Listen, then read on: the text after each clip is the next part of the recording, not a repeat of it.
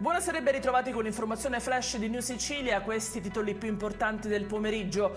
In apertura il braccio di ferro sulla costruzione dell'osservatorio astronomico nelle Madonie con il super telescopio, nonostante la prima sezione del TAR Sicilia abbia sospeso nei giorni scorsi la realizzazione dei lavori. La parola finale adesso spetterà sempre al Tribunale amministrativo, ma il prossimo 24 settembre.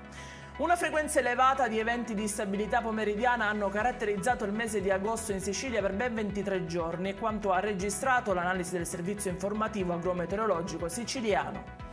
E adesso la cronaca: è stata eseguita all'Istituto di Medicina Legale del Policlinico di Palermo l'autopsia sul corpo di Thomas Recaldo, chef e unico componente dell'equipaggio morto nell'affondamento del veliero Baesian. I sub dei Vigili del Fuoco hanno trovato l'uomo fuori dallo scafo e recuperato per primo, sarebbe deceduto per annegamento.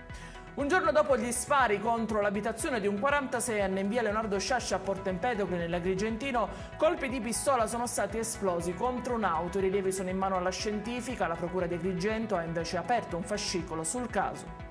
E in chiusura il meteo: in Sicilia ci attende un weekend soleggiato con punte di 38 gradi, ma con possibili temporali attesi nelle zone dell'Etna, nel Catanese interno e nell'Ennese, diramata un'allerta per rischio incendi e ondate di calore. I dettagli su queste notizie li trovate sul nostro sito www.newsicilia.it e sui nostri canali social. Grazie per averci seguito e a domani.